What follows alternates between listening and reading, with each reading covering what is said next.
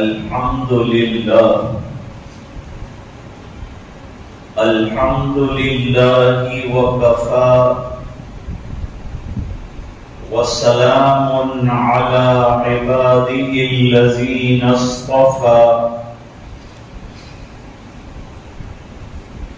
خصوصا على أفضلهم وخاتم النبيين محمد الأمين وعلى آله وصحبه أجمعين أما بعد أعوذ بالله من الشيطان الرجيم بسم الله الرحمن الرحيم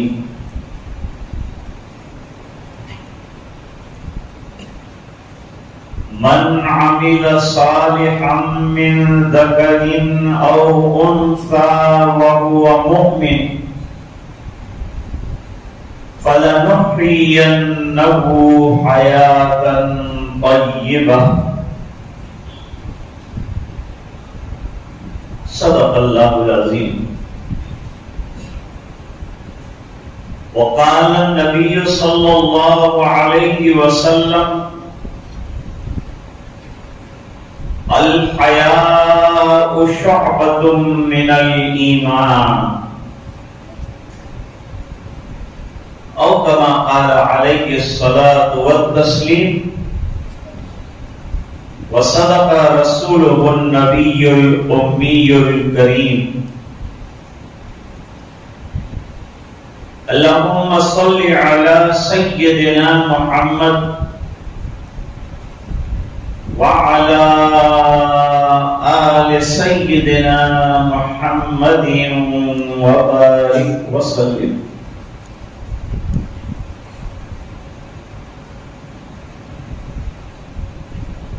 آج بفضلہ تعالی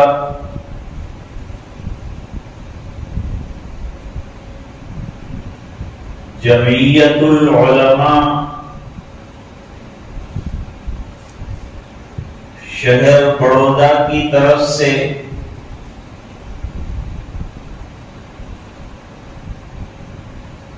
خواتین کے لیے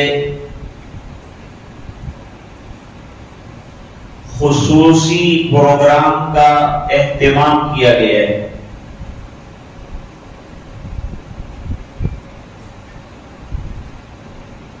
آج چونکہ اتوار ہے، سنڈے ہے،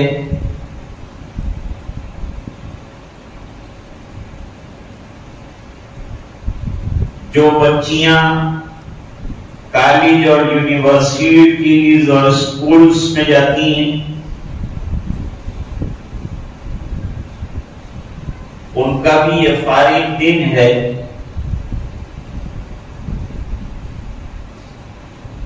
اور جو خواتین مختلف سروسز سے جڑی ہوئی ہیں ان کے لیے بھی یہ گولڈن چانس ہے.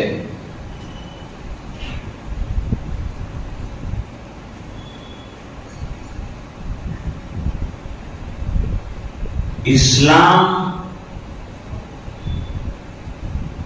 ایک کمپلیٹ اور مکمل دین ہے.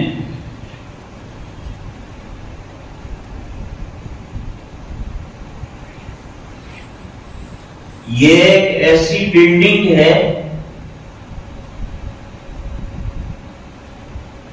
جس کے کسی کارنر میں ڈارکنیس اور اندھیرا نہیں ہے.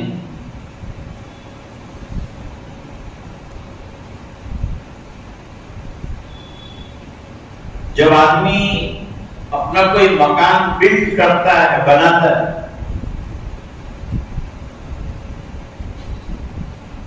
تو اس کی کوشش یہ ہوتی ہے کہ اس کے ہر روم میں لائٹ رہے.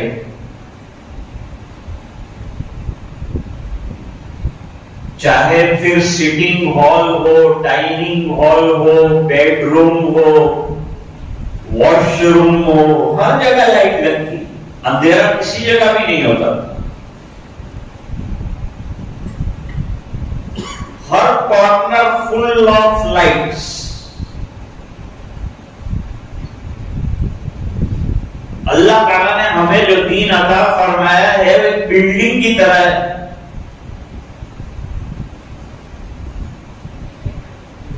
اس کے جتنے کارنرز ہیں اور جتنے پوائنٹس ہیں وہاں لائٹ ہے، وہاں روشنی ہے، وہاں ایجوکیشن ہے، وہاں تعلیم ہے.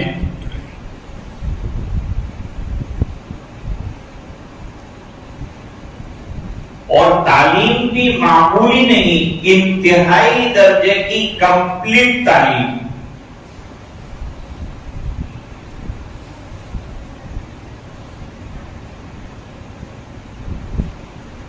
ایک بچے کے لیے ماں باپ کو ایجوکیٹ کیا جاتا ہے تاکہ اس کی جو نئی جنریشن آئے گی وہ بھی ایجوکیٹڈ ہو، اس کے پاس علم ہو.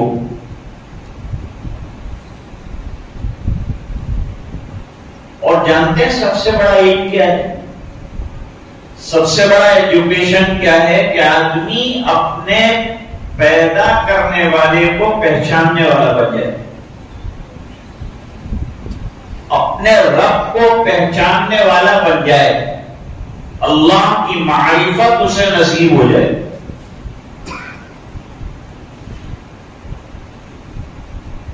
ہم میں سے ہر ایک کی کوشش ہوتی ہے کہ بڑے سے بڑے آدمی کے ساتھ ہمارے ٹرمز اور کنڈیشنز ہوں، تعلقات ہوں.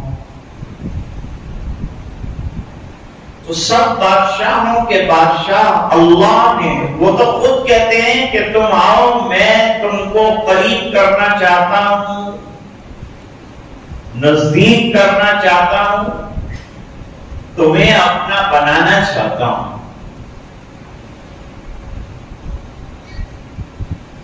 اور اللہ نے یہ بھی بتایا کہ میرے نزدیک ہونے کا، میرے کلوز ہونے کا راستہ کیا ہے.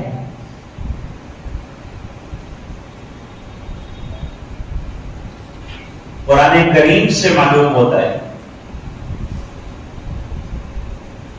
کہ اللہ سے قریب کرنے والی کتاب قرآن کریم ہے اور اللہ سے قریب کرنے والی عبادت نماز ہے. مسلمان کہیں بھی چلا جائے گا، چاہے وہ آفس میں ہو، چاہے وہ دکان میں ہو، چاہے وہ گھر میں ہو، اسے پنجگانہ نمازیں ادا کرنی ہیں. 24 گھنٹوں میں 5 وقت کی نماز فرض ہے. نماز سے زندگی بنتی ہے، بے حیائیاں ختم ہوتی ہے، حیا شرم انسان کے اندر آتی ہے.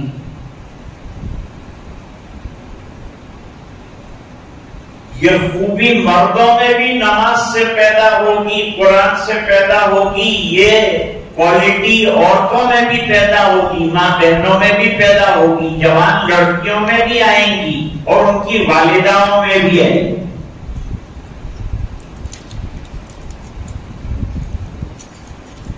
بچوں کو کیسے ایجوکیٹ کرنا چاہیے قرآن نے اشارہ کیا.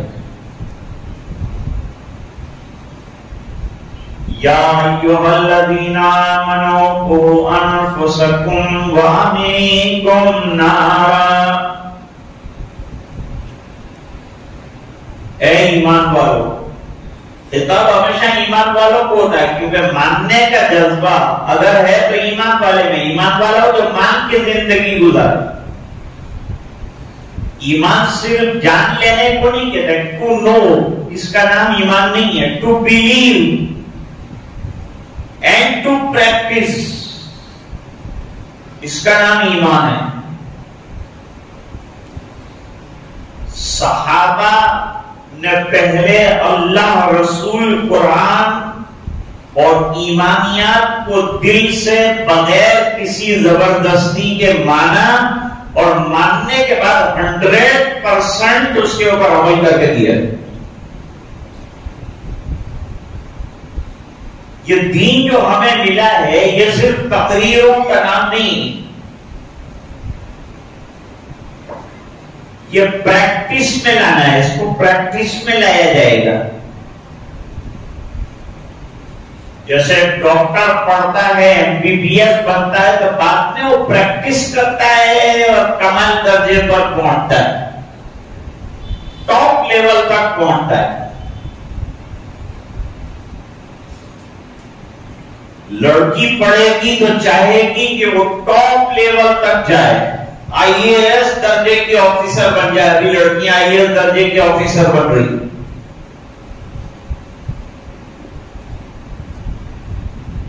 تو ہمیں اللہ کی معرفت اور اللہ کی پہچان میں بھی ٹاپ لیول حاصل کرنا ہے. اللہ سے قریب تر ہونا ہے، اور اس کا طریقہ یا تو قرآن کریم کی تلاوت ہے یا نمازوں کا پڑھنا ہے، اور اس کے علاوہ جو تعلیمات قرآنیہ ہیں اس کے اوپر عمل کرنا ہے.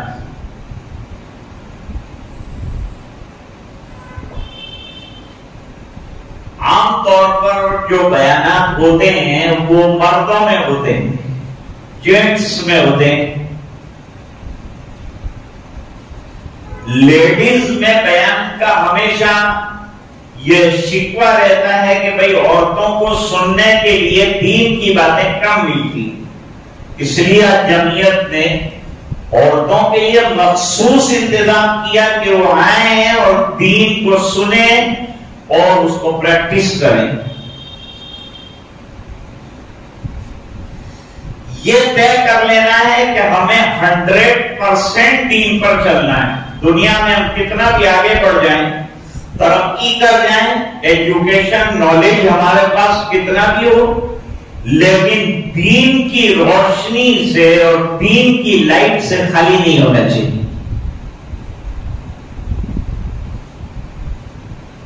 With the light of deen,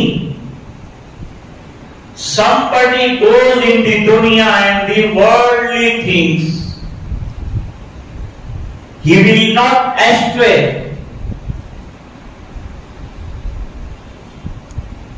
اگر دینی تعلیم کا ٹارچ لائٹ کسی کے پاس ہے تو نہ کالج میں لڑکی بگڑ سکتی ہے، نہ آفس میں کوئی خاتون کو مجال ہے کہ کوئی چھیڑے، کیونکہ اس نے قرآن کریم میں پڑھا ہے وَالْحَافِظِينَ فُرُوجَهُمْ وَالْحَافِظَاتِ.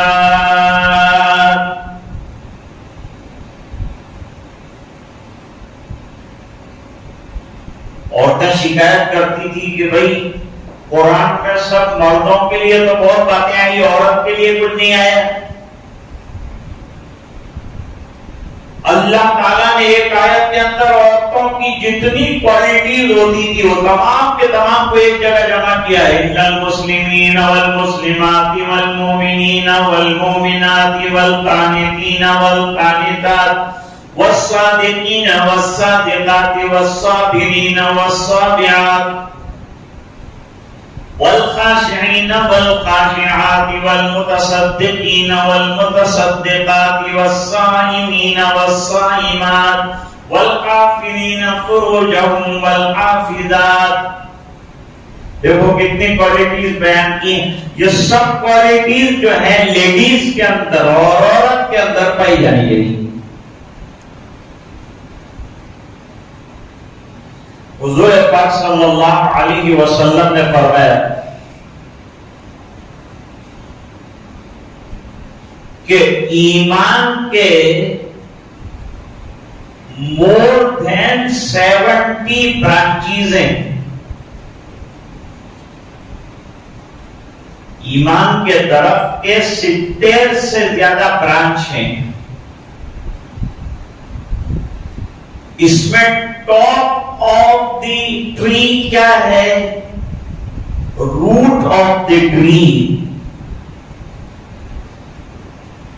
یعنی لا الہ الا اللہ محمد الرسول اللہ، اللہ پر ایمان لانا اور حضور پاک صلی اللہ علیہ وسلم کو اللہ کا رسول ماننا۔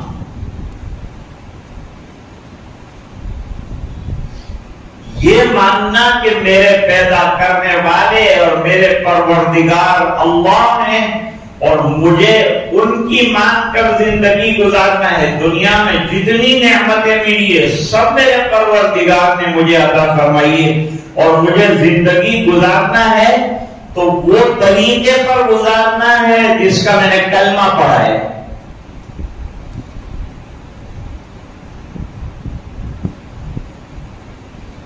تو ایمان کے 70 سے زیادہ شعبے، اعلیٰ اور افضل شعبہ ہے عقیدہ۔ عقیدہ جڑ ہے ایمان کی، جس کو ہم بلیف کہتے ہیں۔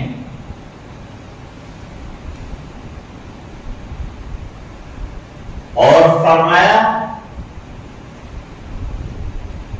سب سے لوئسٹ جس کو آدمی سمجھتا ہے وہ بھی ہے بہت ویلیویبل، وہ ہے راستے سے تکلیف دینے والی چیز کا ہٹانا، بیچ میں گاڑی پارک نہ کرنا، سائٹ کے اوپر پارک کرنا۔ پارکنگ کے اصول 1400 سال پہلے اسلام نے بتایا کہ ہمیں کیسے گاڑی پارک کرنا ہے، کھڑے کیسے ہونا ہے، لوگوں سے بات کیسے کرنا ہے۔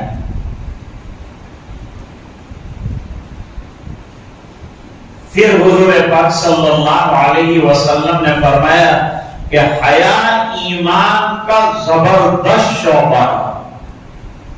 حیا کو انگریزی میں موڈیسٹی کہتے ہیں۔ شرم بہت بڑی چیز ہے، حیا بہت بڑی چیز ہے۔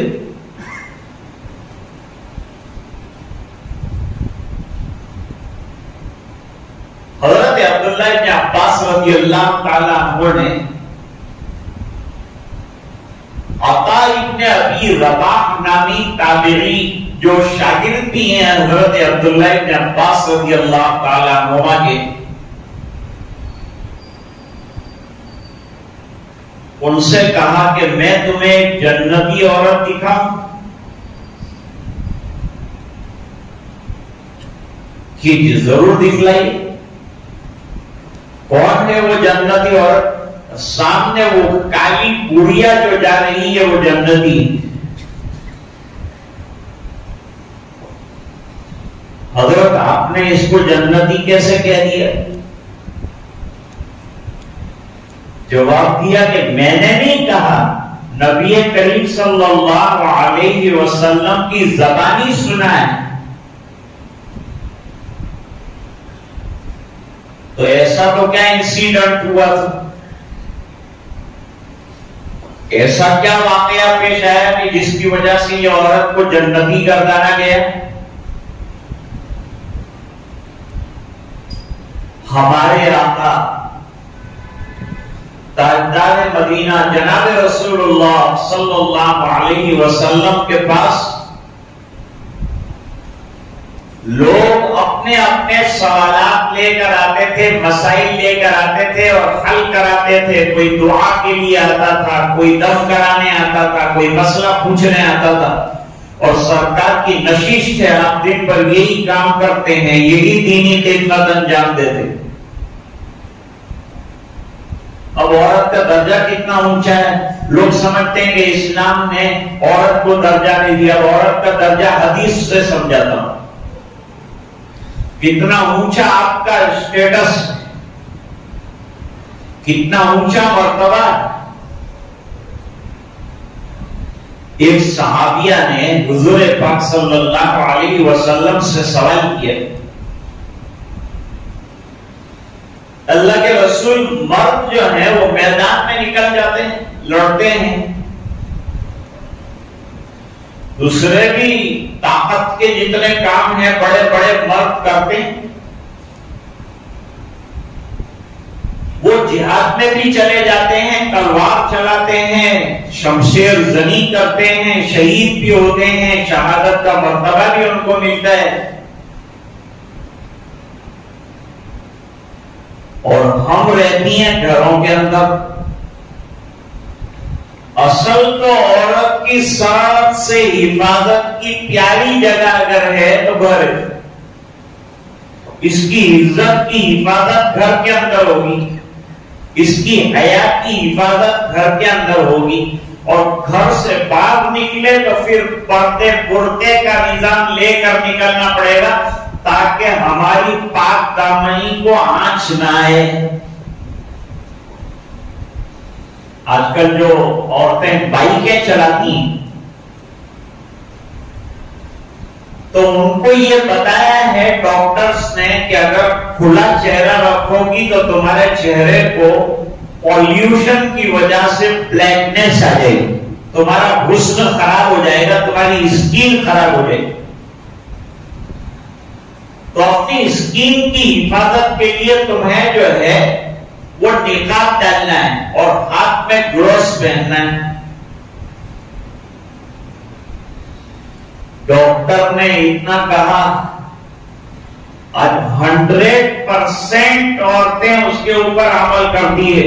اور 1400 سال پہلے نبی نے بتایا تھا کہ اگر تو برقع اور پردہ کر کے گھر سے باہر نکلے گی تو تیرے ایمان کا بھی حسن بڑھ جائے گا, تیرا بھی حسن بڑھ جائے گا. یہ 1400 سال پہلے کی نبی کی تعلیم ہے. ان لوگوں نے تو ابھی بتایا, میرے نبی نے تو 1400 سال پہلے تیری پاک دامنی کو بتایا.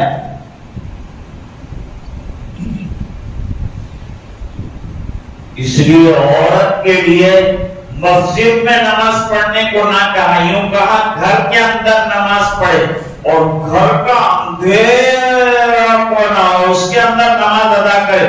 یہ اچھا ہے کہ کسی کھلی جگہ میں نماز پڑھے. عورت چھپانے کی چیز ہے, ایکسپوز کرنے کی چیز نہیں ہے.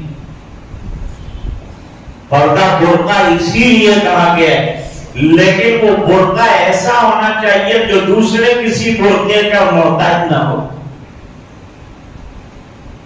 برقع پھر ایسا ہونا چاہیے کہ جسے حقیقت میں نقاب اور پردہ کہا جائے. سرکار کے دربار میں ایک خاتون نے یہ سوال کیا, مردوں کو بڑے بڑے درجے ملتے ہیں, اگر ہم کو اجازت دی جائے ہم بھی میدان کارزار کے اندر اپنے جوہر دکھائیں. اللہ نے ہم کو بھی طاقت دی ہے, ہم کو بھی قوت دی ہے, ہم بھی نکلیں.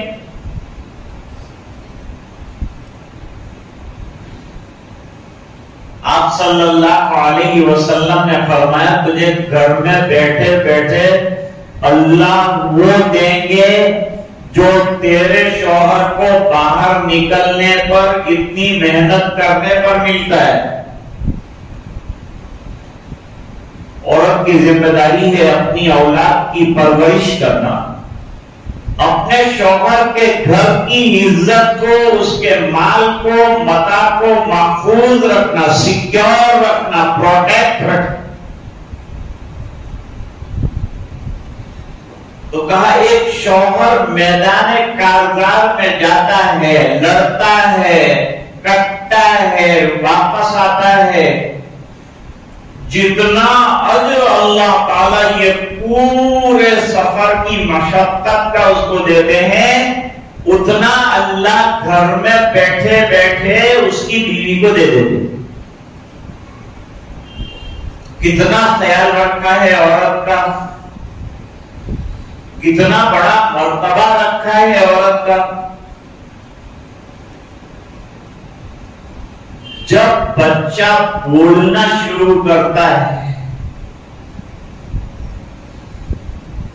اور ماں باپ بلواتے ہیں اللہ اور بچہ ایک مرتبہ اللہ بولتا ہے تو فرشتوں سے اللہ فرماتے ہیں ماں باپ کی مغفرت کر دو, یہ دونوں نے مل کر اس کو اللہ یعنی میرا نام سکھایا ہے. اور جب قرآن پڑھنے جاتا ہے اور مدرسے میں داخل ہوتا ہے تو اللہ تعالیٰ اس کی ماں باپ کی مغفرت فرما دیتے ہیں کہ یہ میری کتاب پڑھ رہا ہے. تو عطا ابن ابی رباح کے سامنے حضرت عبداللہ ابن عباس رضی اللہ تعالیٰ عنہ فرماتے ہیں اس عورت کو نبی کریم صلی اللہ علیہ وسلم نے جنتی قرار دیا. یہ آئی تھی حضور پاک صلی اللہ علیہ وسلم کے دربار میں حاضر ہوئی اور آ کر اس نے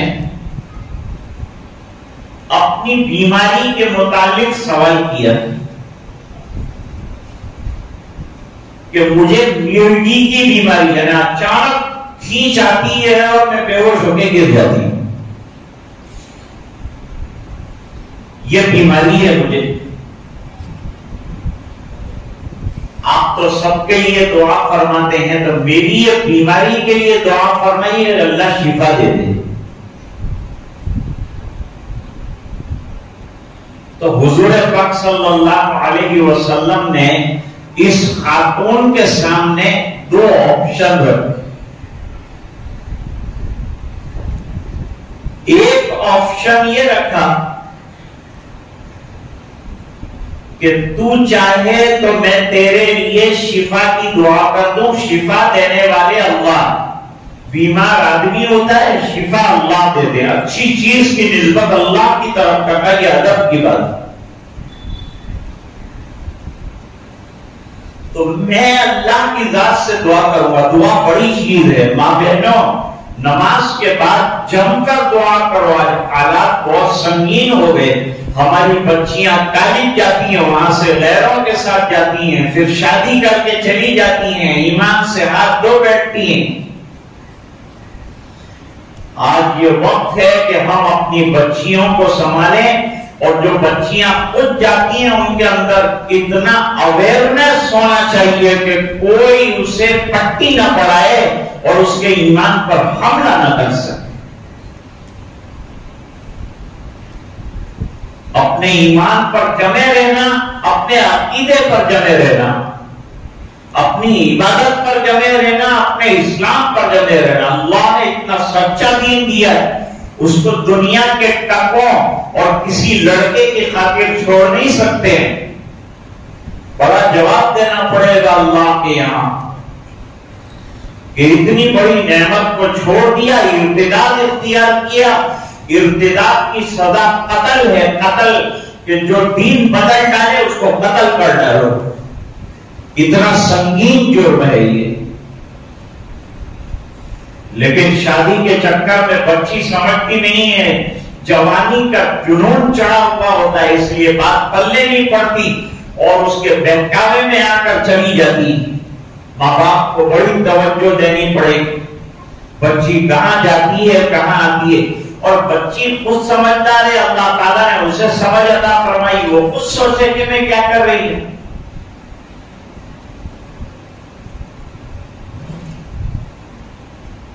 تو کہا میں دعا کروں گا، اور اگر میں دعا کروں گا تو اللہ تعالیٰ شفا بھی دے دیں گے. شفا دینے والے اللہ. ہم کو بھی اپنے تمام کاموں کے لیے، چاہے کام چھوٹا ہو کہ بڑا ہو، اللہ کے سامنے ہاتھ پھیلانا چاہیے، اللہ سے مانگنا چاہیے، دعا کرنی چاہیے.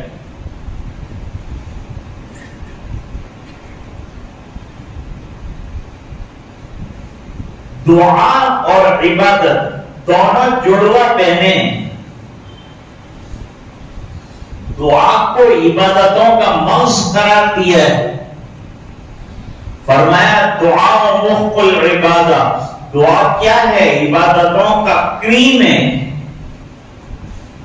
اس لیے نمازوں کے بعد رو رو کر اللہ سے ہدایت مانگنا، دین مانگنا اور راہ راست مانگنا، سچا اور اچھا راستہ مانگنا، برائیوں سے بچنے کو مانگنا، حیا کو مانگنا، شرم کو مانگنا.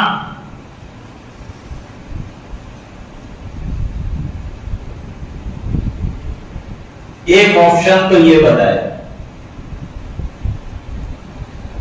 دوسرا آپشن یہ بتایا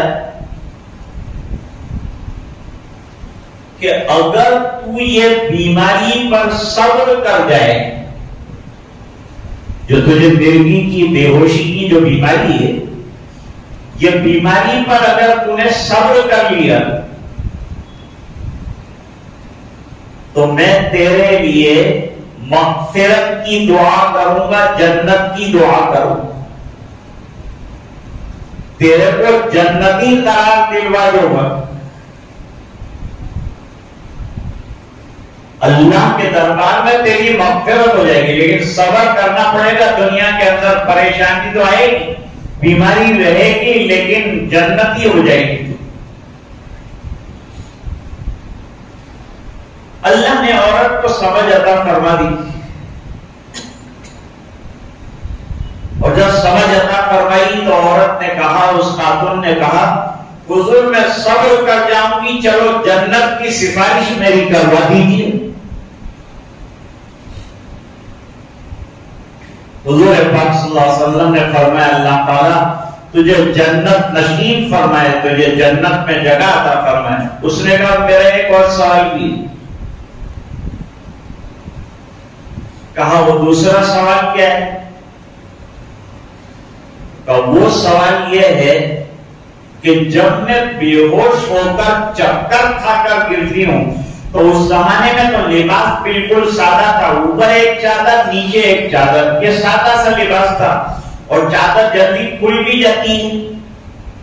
آج کل تو ٹائٹ جینس اور فلاں طرح طرح کے عریان اور ننگے لباس لڑکیاں پہنتی ہیں اور عورتیں پہنتی ہیں۔ یاد رکھو، مسلمان لڑکی اور مسلمان خاتون لباس پہنے گی جسم چھپانے کے لیے، اور دنیا کی عورت لباس پہنتی ہے جسم دکھانے کے لیے۔ حضرت فاطمہ الزہرا رضی اللہ تعالی عنہا کا انتقال ہوا تو پہلے وصیت کی کہ مجھے رات کو دفنانا، غیر محرموں کی نظر مجھ پر نہ پڑے، اور جب میری نعش کو قبر میں رکھو تو اوپر چادر ڈالنا، تاکہ زندگی میں میرے جسم کی انگلی کسی نے نہیں دیکھی، تو مرنے کے بعد بھی میری مردہ لاش پر بھی کسی کی نظر نہ پڑے۔ یہ حیا، یہ شرم اسلام نے سکھلائی۔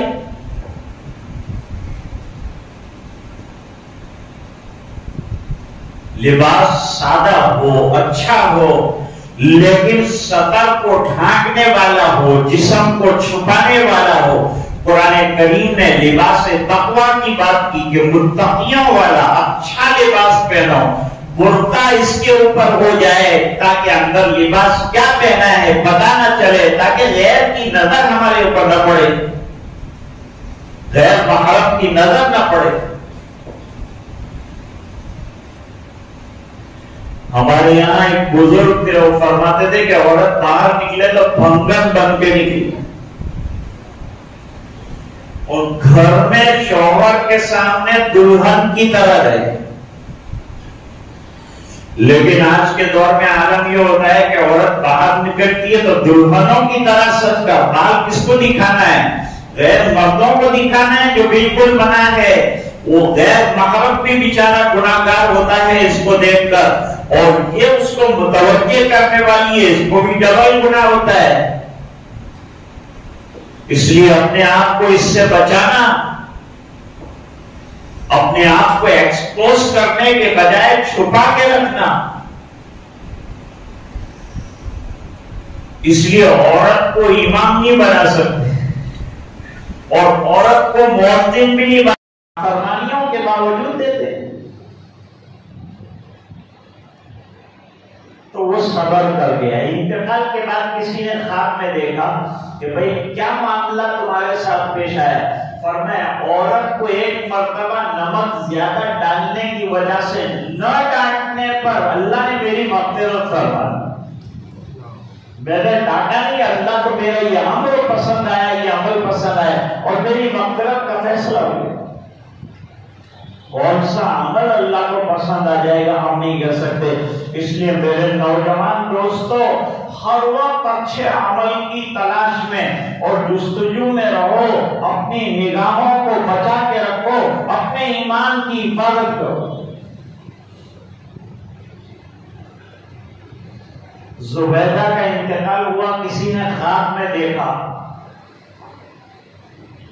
خواب میں پوچھا کیا معاملہ کیا گیا آپ کے ساتھ؟ کیا معاملہ پیش آیا اللہ کے یہاں؟ ہر ایک کو مرنے کے بعد کی بات کو سوچنا ہے کہ ہمارے ساتھ مرنے کے بعد کیا ہوگا۔ یہ جتنا ٹھاٹ ٹھٹیرا ہے نا وہ سب ختم ہو جائے گا۔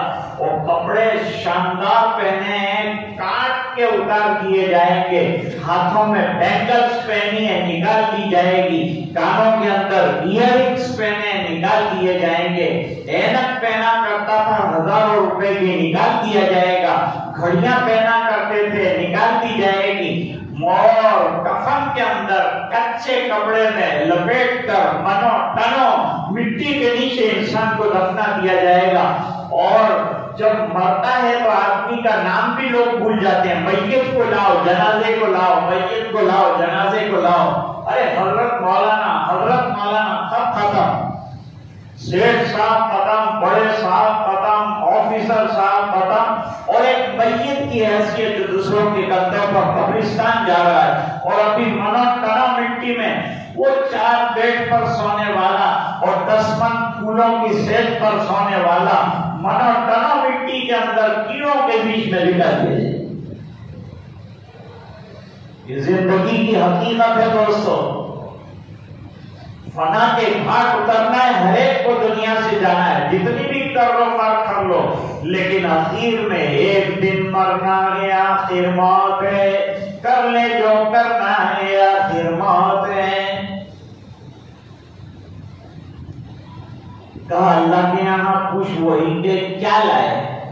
ہم بھی غور کریں ہماری زندگی میں کہ اللہ کے دربار میں پیش کرنے کے لیے کیا ایسی 2 رکعتیں ہمارے پاس ہیں کہ ہم یوں کہیں کہ یہ 2 رکعتیں اللہ ایسی تھی جو میں نے تیرے لیے پڑھی تھی تو نہیں پیش کر سکی۔ ایک بزرگ فرماتے ہیں کہ کبھی چھپ کر، کبھی کھل کر، کبھی دن میں، کبھی رات میں، کبھی چھوٹا کبھی بڑا، کسی کو پتا نہیں ایسے ایسے گناہ کیے، وہ سب اللہ تعالیٰ نے کسیٹ کے اندر بھر کے اور جمع کر کے رکھے۔ کل قیامت کے دن اللہ کہیں گے میں تجھے جنت میں جگہ دیتا ہوں، لیکن جب سے تجھے شعور آیا تب سے لے کر تو مرا وہاں تک تو نے کیا کیا کیا، یہ کروڑوں انسانوں کے سامنے ریلیز کرنا چاہتا ہوں۔ تو آدمی کہے گا اللہ ایسے کام ہیں کہ جو لوگ دیکھیں گے تو تھوکیں گے مجھ پر، اللہ مجھے جو ہے جہنم میں جانا منظور ہے لیکن مجھے یہ رسوائیاں منظور نہیں ہیں۔ اللہ تعالیٰ نے سوال کیا وہاں، بتاؤ کیا لے کے آئی ہو؟ انہوں نے جواب دیا کہ نہر زبیدہ لے کے آئی ہوں۔ میں نے لاکھوں لوگوں کے لیے جو پیاس سے تڑپ رہے تھے، جن کے کھیت بالکل ویران ہو چکے تھے، ان کے لیے پانی کا انتظام کیا ہے۔ تو ادھر سے جواب ملا کہ یہ تو لوگوں کے مال سے تم نے بنایا، یہ جو تم نے کام کیا یہ تو لوگوں کا مال تھا، لوگوں کے لیے تم نے استعمال کیا، زندگی میں نے دی تھی، میرے لیے کیا کیا، میرے واسطے کیا کیا یہ بتاؤ۔ اب کہتے ہیں میں سناٹے میں آگے کوئی دوسرا عمل تو سوچا بھی نہیں تھا کہ میں نے کیا ہے ایسا کہ جو دربار ربانی میں پیش کروں، اللہ کے حضور میں پیش کروں، ایسا کوئی عمل تو مجھے یاد بھی نہیں تھا۔ بس اس کے اوپر خیال تھا کہ بخشش ہو جائے گی، پھر دوسرے عمل کی کیا ضرورت۔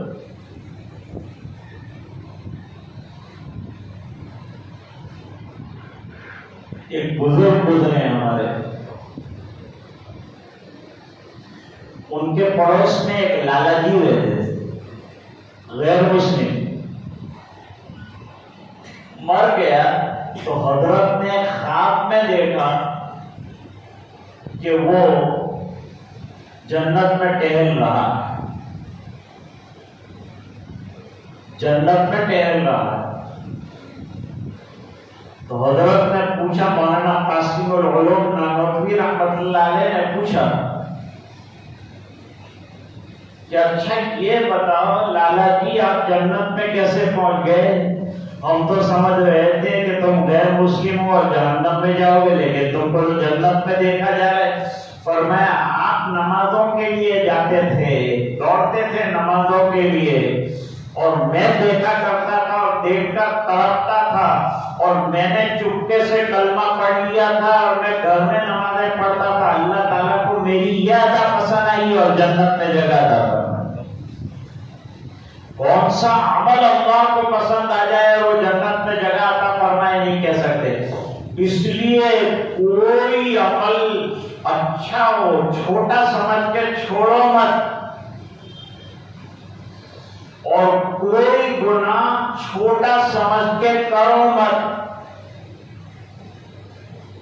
کون سا عمل جنت میں پہنچا دے اور کون سا عمل جہنم میں پہنچا دے کہہ نہیں سکتے۔ زبان پر کنٹرول نہیں ہے لوگوں کی۔ حدیث شریف میں فرمایا آدمی زبان سے ایک جملہ نکالتا ہے، یہ جملہ اسے جہنم کی 70 سال کی گہرائی کے اندر پہنچا دیتا ہے۔ اسے پتہ بھی نہیں ہوتا کہ یہ جملے نے مجھے کہاں پہنچایا۔ مذاق میں کہا تھا وہ جملہ، مذاق میں، مذاق سے بھی بچو، سچائیوں پر زندگی گزارو، سچے بن کر زندگی گزارو، اللہ کی مان کر زندگی گزارو۔ فرماتے ہیں اللہ کے فرشتے نے کہا اس کے باوجود اللہ تیری مغفرت کرنا چاہتا ہے، زبیدہ کی مغفرت کرنا چاہتے ہیں اللہ تعالیٰ۔ اللہ میرے پاس تو اب تیرے فضل کے علاوہ کچھ نہیں، ایمان پہلی چیز، اعمال صالحہ دوسری چیز، تیسرا بڑا سرکل اللہ کے فضل کا ہے۔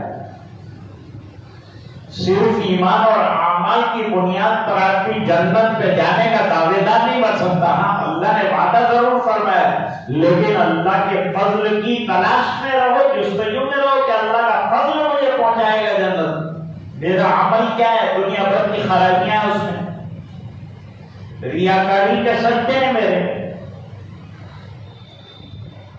کہا تیرا ایک عمل ہے ہمارے پاس، کہا مجھے تو معلوم نہیں میرا کیا عمل ہے۔ کبھی آدمی عمل کرتا ہے اخلاص کے ساتھ، پتہ بھی نہیں ہوتا، اور اللہ تعالیٰ مغفرت فرما دو۔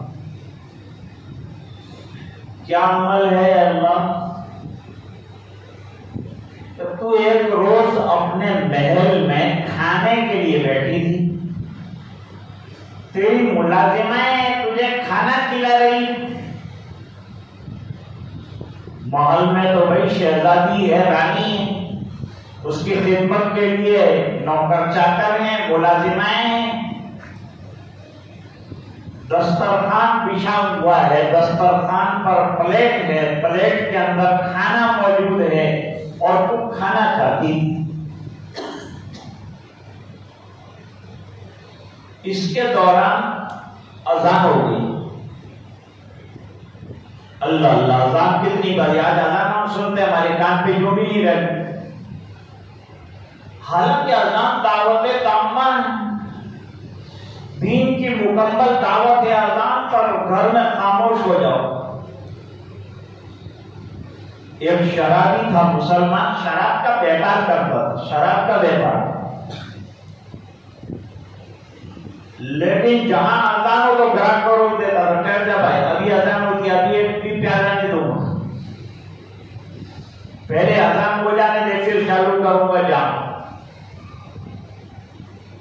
انتقال پر کسی نے پوچھا کہ کیا معاملہ ہوا؟ فرمایا میں جو ہے اذان کا اکرام اور احترام کیا کرتا تھا، اللہ نے مجھے توبہ کی توفیق دے دی اور آج جنت میں جگہ عطا فرمائی کہ تیرا یہ عمل ہم کو پسند آئے گا، تو نے اذان کا ایسا احترام کر دیا۔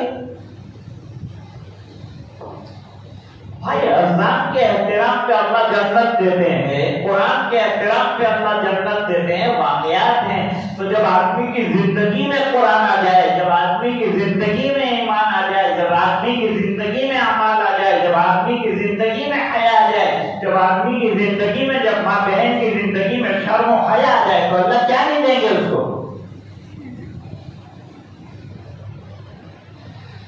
فرماتے ہیں کہ جب اذان ہوئی تو نے سر پر دوپٹہ ٹٹولا، کہ میرے سر پہ دوپٹہ ہے کہ نہیں۔ پہلے ہمارے یہاں کی ماں بہنیں اذان ہوتے ہی سر پہ دوپٹہ رکھے، اب تو دوپٹے ہی غائب ہو گئے۔ وہ دوپٹے پہلے گلے میں آئے تھے، پھر سینے میں آئے، پھر وہاں سے کہاں غائب ہوئے اب تک نظر نہیں آیا۔ دوپٹہ تو حیا کا ایک جادہ ہے، حفاظت کا حصار ہے، برقع حفاظت کی، عورت کی پاک دامنی کی گارنٹی ہے۔ تو نے دوپٹہ ٹٹولا، دوپٹہ سر پر نہیں تھا، سڑک کر کندھوں پر آ گیا تھا۔ تو نے ہاتھ میں لقمہ لے لیا تھا، لیکن جیسے ہی اذان سنی اور سر پہ دوپٹہ نہیں تھا، تو نے لقمہ رکھ دیا اور میرے نام کی عظمت اور احترام کے اندر سر کے اوپر دوپٹہ اچھی طرح ڈال دیا۔ اللہ تعالیٰ کو تیرا یہ عمل پسند آ گیا حیا والا، اور تیری مغفرت۔ تو آج کی بات کا خلاصہ اور نچوڑ کیا ہے کہ اللہ تعالیٰ نے ہمیں ایک بہترین دین عطا فرمایا ہے، ایک بہترین اور کمپلیٹ ریلیجن عطا فرمایا ہے، اس کو پریکٹس کرنا ہے۔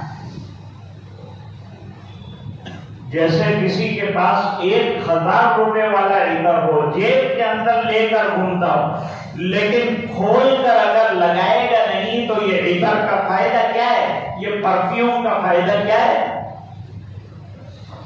ہمارے پاس دین جو ہے عطر کی بند شیشی کی طرح ہے، پرفیوم کی پیک بوتل کی طرح ہے۔ اب یہ بوتل کو کھولنا ہے اور اس کو اپنی زندگی میں ارشد کرنا ہے، یوٹیلائز کرنا ہے، استعمال کرنا ہے، اور اپنی زندگی کو دین سے مہکانا ہے، ایمان سے مہکانا ہے۔ ہم بیمار ہیں، بیمار، دنیا کو ہم دوائیاں بتاتے ہیں، ہمارے گھر میں دوا ہے لیکن ہم علاج نہیں کرتے۔ حضرت علامہ رفیق احمد صاحب دامت برکاتہم العالیہ تشریف لا چکے، مجھے حکم تھا کہ حضرت کے آنے تک لب کشائی اور گستاخی جاری رکھے۔ یہ چند باتیں میں نے آج، چونکہ نوجوان بھی یہاں موجود ہیں، ان کو بھی ٹارگیٹ کیا تھا میں نے، اور ساتھ ساتھ نوجوان بیٹیاں بھی آئی ہیں اور ماں بہنیں بھی تشریف لائی ہیں، ان کو ملحوظ نظر رکھ کر یہ چند باتیں عرض کی ہیں۔ عمل کی مجھے بھی ضرورت ہے دوستو، عمل کی آپ کو بھی ضرورت ہے دوستو، عمل کی نیت سے سننا چاہیے۔ اللہ تعالیٰ جو اچھی باتیں کہی گئی ہوں اس پر سب سے پہلے مجھے بعد میں پوری امت مسلمہ کو عمل صالح کی توفیق عطا فرمائے، باحیا زندگی نصیب فرمائے۔ میں نے عرض کیا کہ ایمان پر عمل کرنے میں چھوٹا سا عمل یہ کر لیا کہ سرکار نے فرمایا ہے نماز کا وقت ہو جائے تو جلدی نماز ادا کر لو، مردہ انتقال کر جائے فوراً دفنانے کی فکر کرو، اور جہاں لڑکی بالغہ ہو جائے، شادی کے لائق ہو جائے تو کالج اور خالج اور فرنگ چکر میں پڑنے کے بجائے جلدی اس کا نکاح کرو۔ برقعے کا، پردے کا ماں باپ احترام کروائیں، اپنی بچی کے لیے گھر کی فضا بنائیں، ماحول بنائیں، اور بچی کو پاک دامن رکھنے کے لیے خود اپنی زندگی بھی پاک دامنی کے ساتھ گزاریں۔ اللہ تعالیٰ اس کی توفیق عطا فرمائے، اور حضرت والا بیان بھی فرمائیں گے اور اس کے بعد دعا بھی انشاءاللہ فرمائیں گے۔ وہاں تک ماں بہنیں اور تمام حضرات تشریف رکھیں۔ میں اجازت چاہتا ہوں۔ السلام علیکم۔